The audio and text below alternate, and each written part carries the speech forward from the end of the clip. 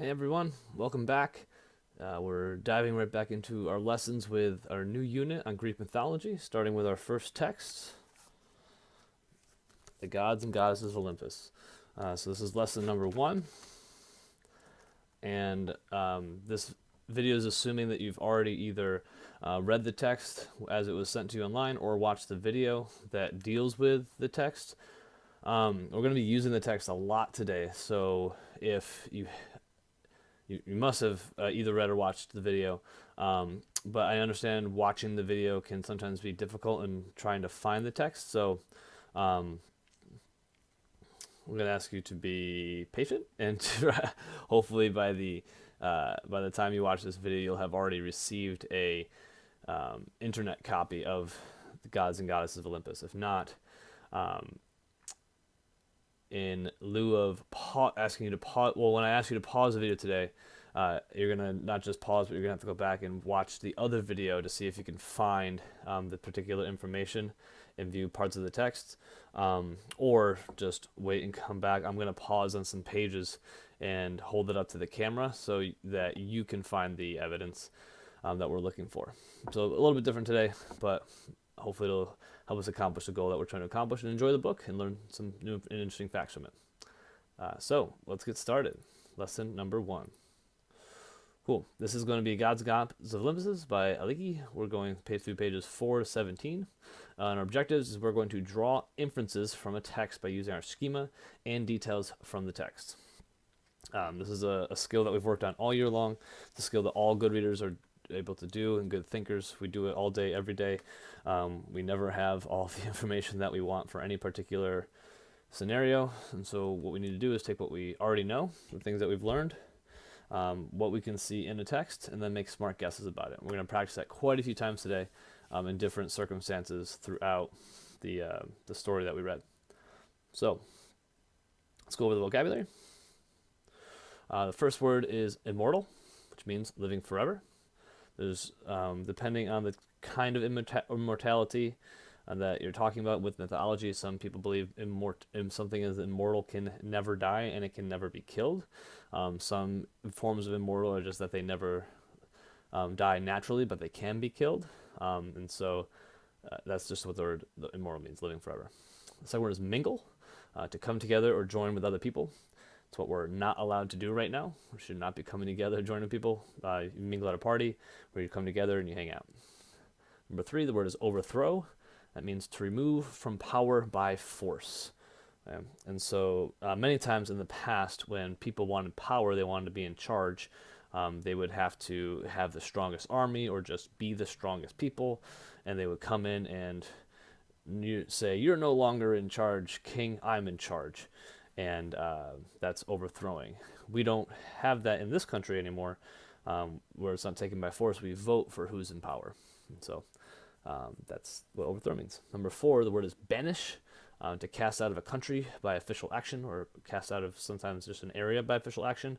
Some people who are not allowed to be someplace anymore, are banished. They must leave and they cannot come back. Number 5 is depose. It means to take away rank or office, especially an important position. This is very similar to overthrow. Depose basically just means if someone is in charge, say the principal of our school, the examples of this, if Miss Murphy were told that she could no longer be principal, she had to leave, she would be deposed. Not that that would happen. Miss Murphy is wonderful. The 6th word is ichor. Some say ichor, but I think it's pronounced ichor. In Greek mythology, a fluid believed to flow in the veins of gods. So instead of blood that humans have inside their veins, they had ichor, which is partially one of the reasons why they were able to live forever. And then number 7, a sickle is a tool with a long, sharp, curved blade and a short handle. You may have saw this very beginning of the year when we were studying what it meant to have a good heart, and we talked about slavery a little bit. A sickle is the tool that people would use to cut down wheat and cotton and things of that nature. You also, if you've ever seen a cartoon figure of Death with the black hood and carrying a staff with a hook on it, that is a sickle. Excellent. So those are the vocabulary. I'm going to get your brain going in a particular direction, and then before we dive into the thinking questions, we're going to do a quick lesson on our objective. So, on today's text, we will read about gods who have special powers and responsibilities. People in ancient Greece believed that these gods controlled everything in the world. What characters do you know from other stories that have special powers? So take a minute, pause the video now, and just think and type. And now that you're back, this wasn't, when I was growing up, there weren't quite as many of these movies around, but since there have been so many superhero movies, all the Marvels and DC's, Iron Man, Spider-Man, and Wonder Woman, and all of the various superheroes. I'm sure you could list thousands and thousands of characters that you know that have special powers. So whichever one you find and whatever special power appeals to you. The reason I ask that is because in the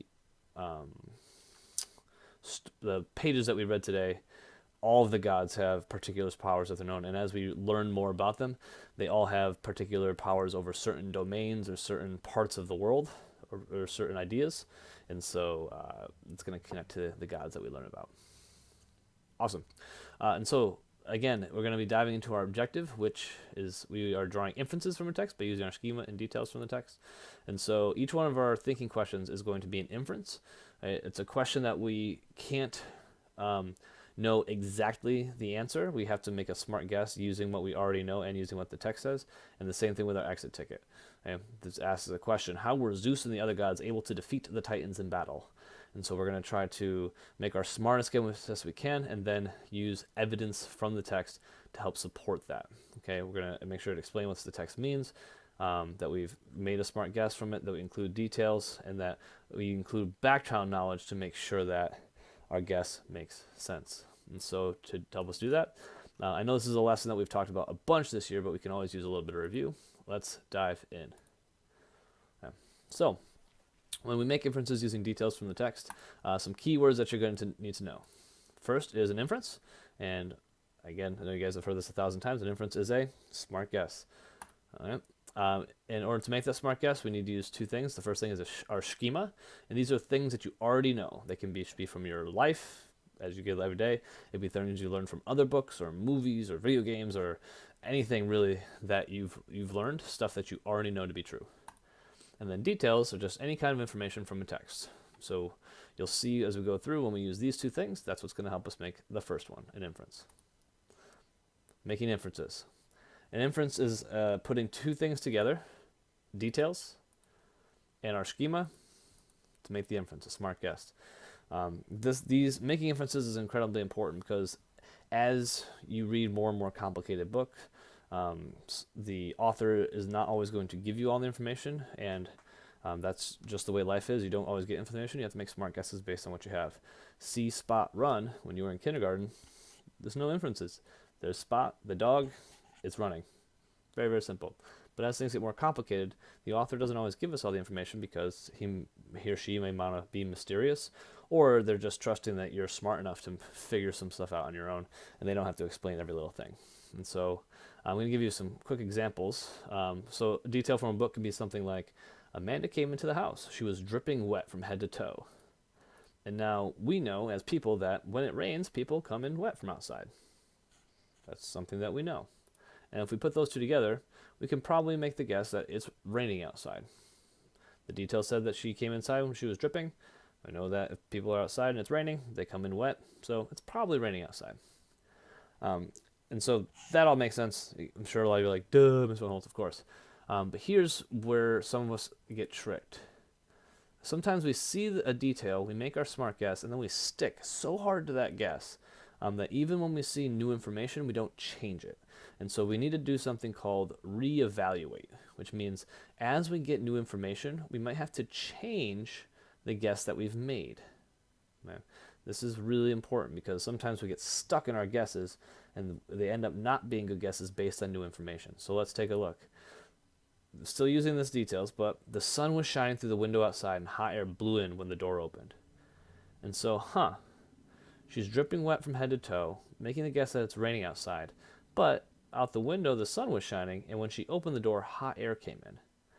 And so our guess that it's raining outside doesn't make sense anymore. And so we have to use some other information that we know. How else can people get wet? They can get wet from showering, from swimming, or from exercising. Now, she came in from outside, so showering wouldn't make a ton of sense unless she has an outdoor shower, which not a lot of people do, so that's probably not right. And nowhere in the text was a swimming pool mentioned at all.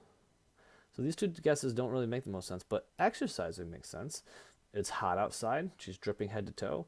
A lot of times when people are exercising, they get sweaty, so that's the smartest guess. Amanda was probably exercising because she came in from outside and a pool was not mentioned. Okay.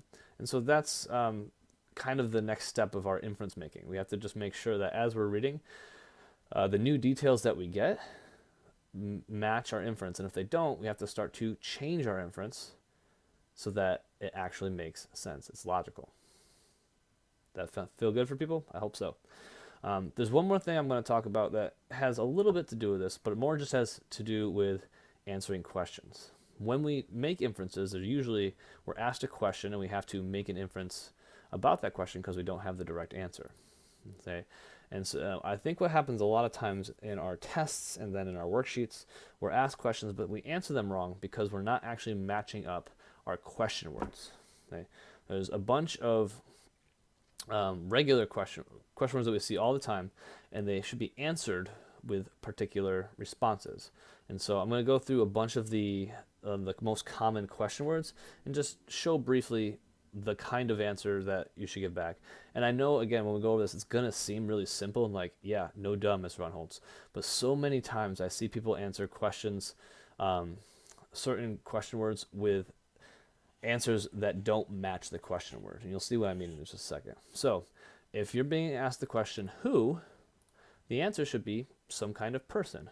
Who went to the store? My mom went to the store. A person answers the question, who. What is a little bit wider. If someone is asking what, you could probably answer with any noun. What is that thing? That thing is, what happened? This happened. Okay? What can be thrown in a lot of different ways, okay? But it can be answered with basically any noun. How is another tricky one, but it can be answered by a process or an action. How is that thing made? That was made by, and that's why I put the word by in parentheses here. Oftentimes when the word how is asked, we can answer it by giving an answer by. How were you able to complete your homework? I was able to complete my homework by reading the book.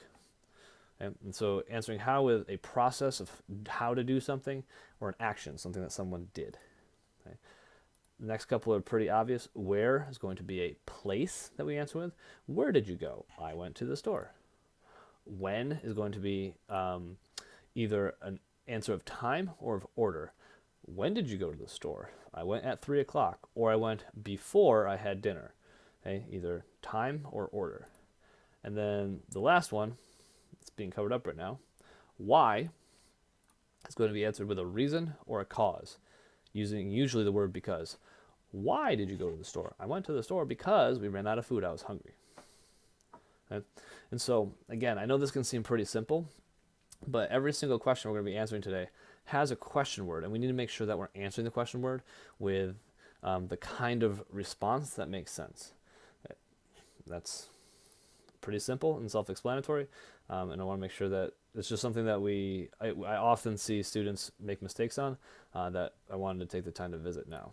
So, let's do it. Just like always, these thinking questions, they're actually not going to lead us into our exit ticket. They're not directly related, but they're the same skill. And so the same things that we're going to do here for each one, even though they're a different question, you're going to do the same skill here. And if you're getting 4 rounds of practice, your 5th round, you should be very good by the point you get there. As always, I'm going to read the question, pause so that you can think yourself, and then I'll show you the thinking that I went through, and you can check your answers that way.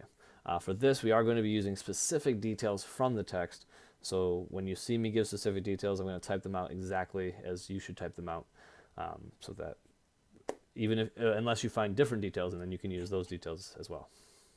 So, first question says, why do you think the author uses the word finally on page 16? Okay.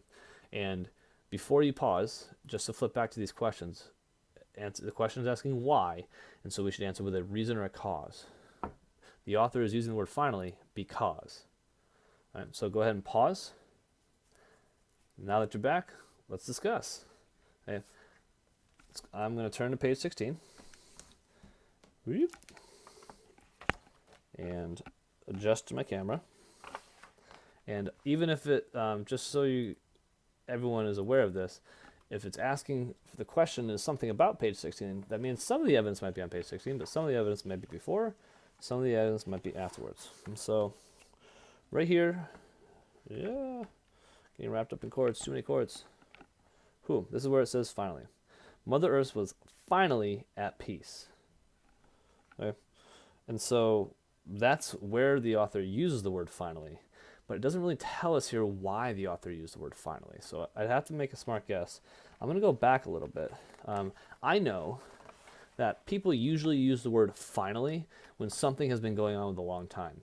If you're waiting in line for a ride at Disney World or any other place, and you get to there and you've been waiting for an hour or so, you're like, finally, I got here. And so I went back one page and saw on page 15 that for 10 years, wars raged between the old gods and the new gods. At last, Cronus and the Titans were defeated and thrown into Tartarus to be guarded forever by the 100 armed brothers. And so the big focus right there is for 10 years wars raged. It means they fought for 10 years, and that's a long time. So I think the author used the word finally there to show that the gods had fought for a very long time. And it took a while for them to get to peace. And so, again, full complete sentence using details from the text. I'm going to unbolden this so that it doesn't, still bold, I think. Well, I guess that's the way it's going today. I think the author uses the word finally to show that the war between the gods had been going on for a long time. I know this because the text says, and I'm going to use both pieces of information. Oh, there should be a comma here. On page 15 it says, for 10 years, war raged between the old gods and the new gods. And then there's a couple lines, and then the next page it says, finally, Mother Earth was at peace. I know typically if this were an essay I'd want to go on to explain this more, but since these are just inferences, we're just practicing making our smart guesses, this kind of becomes the explanation right here. So I'm not going to go on and give more explanation. I've got my evidence that's directly from the text that shows that the author used the word finally to show that the war between the gods had gone on for a long time. I guess maybe we can explain it. Word finally is usually used after something has gone on for a long time. There you go. Great. So, next question. Another inference. Why did the gods divide the universe into 3 parts to rule? What details in the text support your answer? Again, another why. So you should be looking for a reason or a cause.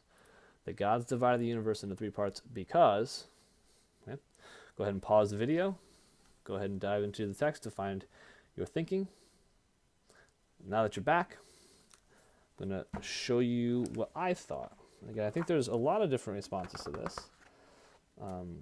But most of my thinking came on page 10 and also on page 16. So I'm going to first show you what I found on page... Oh my gosh, I was on this the whole time, wasn't I? Here, let me go ahead and show you. I think the author used the word finally to show the war between the gods. But it's because the god says, for 10 years, war raged between the old gods and the new gods. Finally, Mother Earth was at peace. The word finally is usually used after something has gone on for a long time. I apologize for not going back to the correct screen. I'm getting better at this, I promise. But now we're on the second question. Why did the gods divide it up into 3 parts to rule? And so for the first, on page 16 it says, rule of the universe was divided among the 3 brothers. And right before that it said, Mother Earth was finally at peace. And so I know sometimes when one person is in charge, they can kind of get a little bit out of control. Kind of similar to when we studied King George. He was the king in charge. He kind of wanted to tell the colonies what to do all the time, and they got upset about that. And so one person in charge doesn't always work out that great. And so I think they split it up because, as you see right here, it was finally at peace. Probably means they wanted peace. And then flipping back to page 10, I can kind of back that up again more with the last ruler was Cronus. He says, Cronus replaced his father as Lord of the universe, but he was cruel and did not free his brothers from Tartarus. And then down here, whenever he had a child, he swallowed it. And so this shows me that Cronus was not a good ruler. And so I think the gods divided up the rule into 3 spaces because they wanted peace and they didn't want any one person to have too much power. Now I'm going to make sure I go back to the right screen. Right. I think the gods divided the universe into 3 parts to rule because they wanted, it's in my brain to type wrong. They wanted peace, and they didn't want any one person to have, not a person, one god, to have too much power and be a bad ruler. Proving from the text, I know this because on pages 10 and 16 it says, and I have to open back up, so I'm going to make sure I got it right. Page 10 says, Cronus replaced his father as Lord of the universe.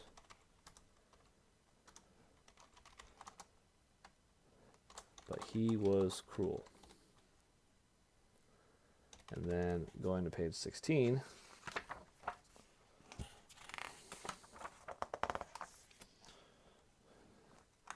Mother Earth was finally at peace. Actually, this is a little confusing. I'm going to do it on page 10. It says,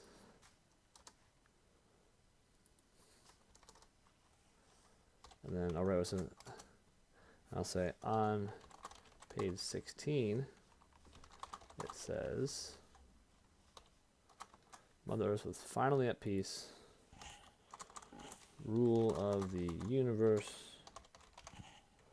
was divided among the 3 brothers. This shows that the gods thought splitting up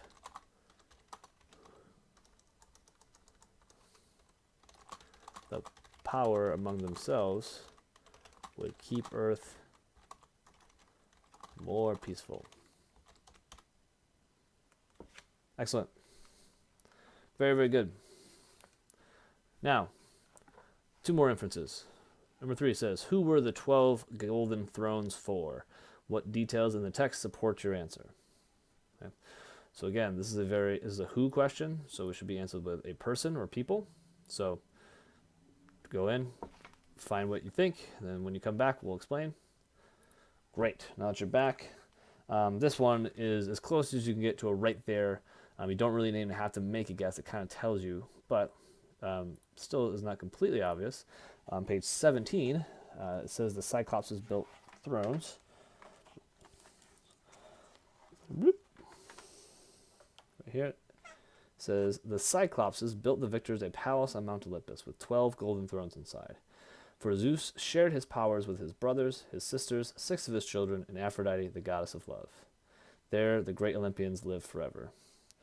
So this shows that it says that they built a golden throne size. It doesn't say who for, but then right afterwards it lists Zeus, his brothers, his sisters, 6 of his children, and Aphrodite. And if I look in the picture, it seems like that matches up. And again, I already know if like it says that there's golden thrones, 12 of them, and then it lists 12 people, that would be a smart guess that those are who the people are for. So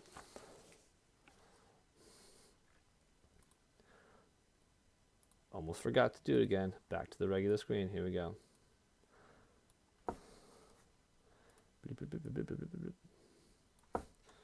The 12.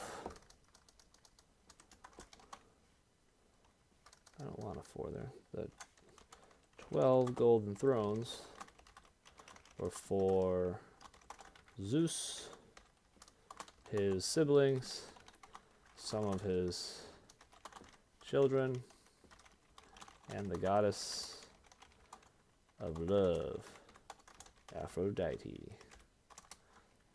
I know this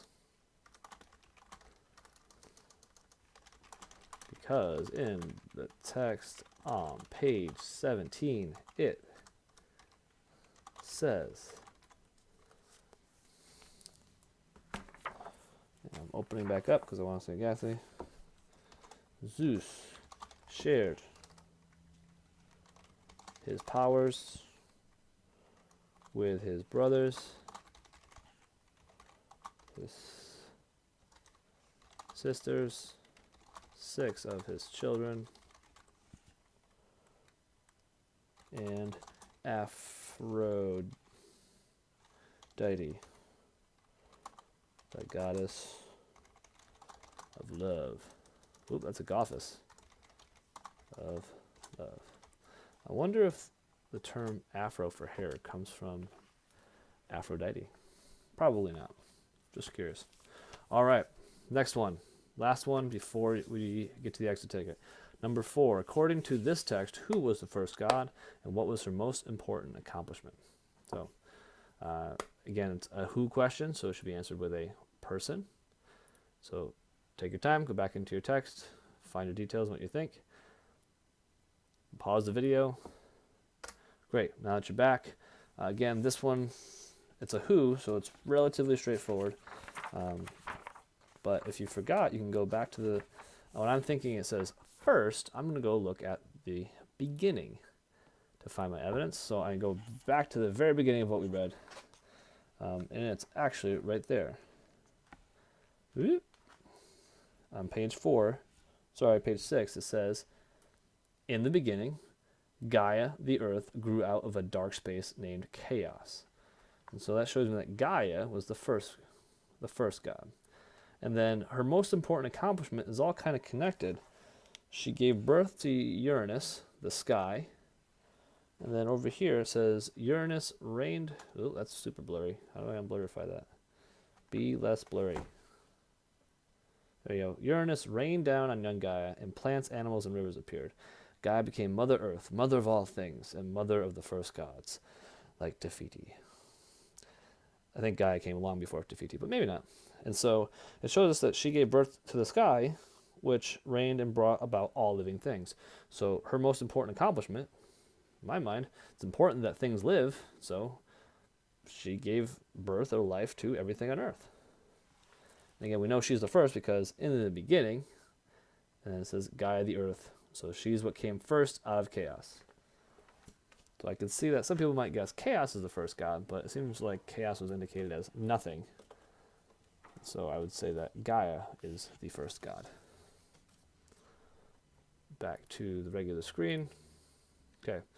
According to this text, the first god is Gaia. And some people might be wondering why, if you've been going to church for a while, or temple, or mosque, God is always capitalized, and when we're referring, if it's a one God, a singular, if the God, if there's only one, that is his or her name, whatever you're believed to, so that is capitalized. But if we're just talking about a God, not the God, it's lowercase, especially if they already have a name. So first God is Gaia.